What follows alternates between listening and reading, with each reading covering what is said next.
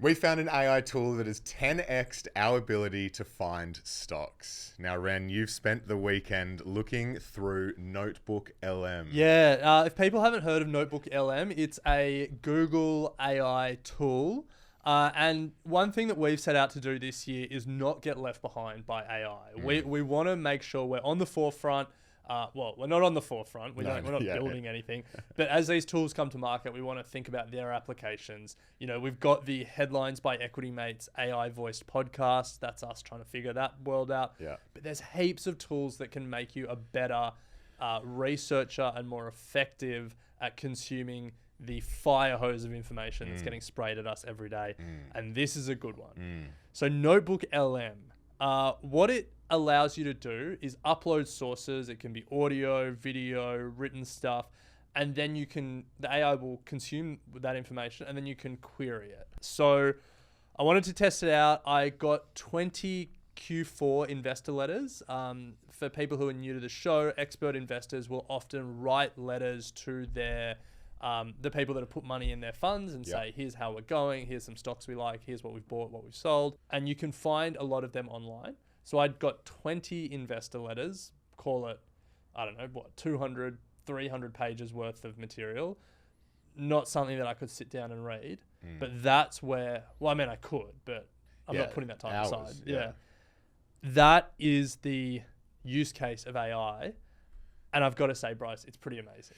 Yeah, I am constantly amazed every day at the stuff that I'm seeing come out of, come off the back of AI. So take us through what you've actually done here. So I uploaded all 20, and I think one thing that we've learned with chatbots and also with this, ask general questions, get general answers. Yeah. So I asked it, synthesize all these letters and give me the 3 biggest takeaways. Now I won't read the whole answer, but the 3 dot points that sort of were the headings, value opportunities exist despite market concerns, active management and selectivity are crucial in an environment characterized by market concentration, and long-term perspective and cost consciousness are essential. Now, look, they're very general and I didn't find that super helpful. The one cool thing that Notebook LM does is it will footnote what it's saying. So obviously we're worried about hallucinations with AI, but it will footnote where it's getting its takeaways from, and you can click it and then it will take you to that part of the resource. So in my case, that part of the investor letter. Great. So if the first learning is general questions get general answers, you've got to be more specific. Yes. So how's this for a specific question? List the 5 companies most commonly mentioned in these letters. Please list the number of times they were mentioned. Okay. So Bryce, from these 20 investor letters, here were the 5 most common. Alphabet mentioned 8 times in 20 letters. Meta 7 times. Taiwan Semiconductor, TSMC, 6 times. Texas Pacific Land 5 times. Microsoft 5 times. Interesting. What would have been a nice add to that prompt would have been list the 5 companies most commonly mentioned in there, list the number of times they were mentioned, and general vibe. Well, I didn't want to overwhelm it because I feel like, again, it's like more specific and concentrated you are, you get a better answer. The more you open up the scope and be like, tell me this and tell me that, I feel like it starts to wig out a bit. Yeah. So I asked sentiment as a separate question. Oh, nice. So I said, review the 8 times Alphabet was mentioned. What is the overall sentiment of these mentions? Interesting. And it goes through the mentions and tells me what the letters said. To summarize it for you, a lot of them were basically saying that they owned Alphabet and it was a key performer for them. Okay, so positive sentiment, but kind of rear view window. Yeah, exactly. It wasn't a lot of like, we've Going initiated forward. A position in Alphabet. It was a lot of like, John Hempton's investor letter spoke about how it was one of their notable winners in a pretty tough quarter for them. Right Tail Capital, who we've interviewed on the show, they saw their holdings in Alphabet rise 36%. Wedgwood listed it as one of their top performers. So like nothing bad, but a lot of we've owned it for 15 years. We love it. Yeah. So if Interesting. we go back to those 5 companies that were most commonly mentioned, Alphabet, Meta, TSMC, Texas Pacific Land, and Microsoft. One of those not like the others? Texas Pacific Land. Yeah. So I wanted to hone in on that. And I asked it, what is Texas Pacific Land? And keep in mind, it can only use the source I was material just going to you've ask given that. it. Okay, So yeah. it So can't, it won't pull in. it can't go to like Wikipedia. Yeah. But there was plenty of information in these investor letters. Texas Pacific Land owns 800,000 surface acres of land in the Permian Basin. Oil, is it? Now, have you seen the Billy Bob Thornton Yes, show, Landman. Yeah. So fascinating. that's set in the Permian Basin. Yeah. So it acquired most of its land in 1888, and it has a heap of oil and gas royalties now as the Permian Basin is just taking off. I got a description of what Texas Pacific Land was. Yeah. But then I don't care about what it is. I care about should I buy it. So I just straight up asked, should I buy Texas Pacific Land? Yeah. And then it gave me arguments for and arguments against. Arguments for, one letter described it as an extraordinary, unique, and profitable business. It's got highly valuable assets, as we said, the 800,000 surface acres.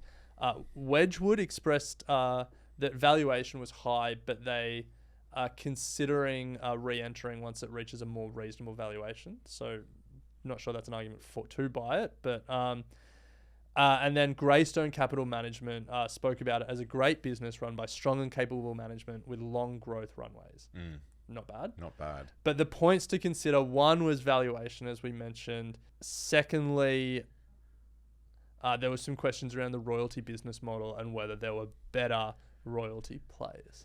Nice. Okay, so at least there's a fair bit of stuff there for you to get a general sense and then probably go away. We'll definitely go away and do a bit more work. Yeah, so I don't think this will ever give us the answer. Yeah. But in the same way, investor letters don't give us the answer. No. So what I'm really excited to do is to, when I'm, like companies that I'm own that I want to keep monitoring, rather than reading all their stuff, just like throw in the annual reports, quarterly updates, just chuck yeah. it all in there. Yeah. Tell me what's changed over time. Like if you get 5 years worth of quarterly statements, that's 20 documents. Is management consistently saying the same thing? Yeah. Tell me how these numbers have changed. What numbers have they stopped reporting? What numbers have they started reporting? Yeah. You can start seeing how that grunt work becomes a lot less work. Yeah, absolutely. I mean, transcripts, you name it. Now, true. Yeah. Earnings calls. Now, to close it out, I did ask one last question, and I don't think we go through them all now, but maybe we'll include a link in the show notes or the YouTube description to share this information. But I had to ask the last question. Review all sources that I've provided. Pull out some interesting stock picks for me to go and research. Prioritize stocks I may not be familiar with, and for each stock, please explain in one sentence why it is an interesting investment opportunity. And good news, Bryce, it gave me 17 stocks. I would say at least 14 I hadn't heard of before. I'm liking the name Get Busy. UK listed microcap. Yeah. So that's Notebook LM. Nice. I love it. It won't be the last AI tool we bring to the show as we try and keep on the forefront of what's emerging, but definitely one I'm going to use a lot more of. And I think there's some pretty interesting investing use cases, but also for equity mates, there'll be some interesting use without cases. Without a doubt. It's life-changing. Now, it is life-changing. Definitely. Yeah. You know who it's life-changing for? The investment analyst sitting in a back room just at a fund somewhere, just grinding pumping on. through it. They still need to know what to ask. Definitely. You still need to be able to critically think about the information that it's spitting out. Like, what is the next best thing to ask here to get to what I want? Well, or you just say all of a sudden all these information sources that used to give people who were particularly diligent an edge, that edge gets arbitraged away as people and more people get access to it in the same way that, Buffett's edge was reading company reports, and then that information got arbitraged away.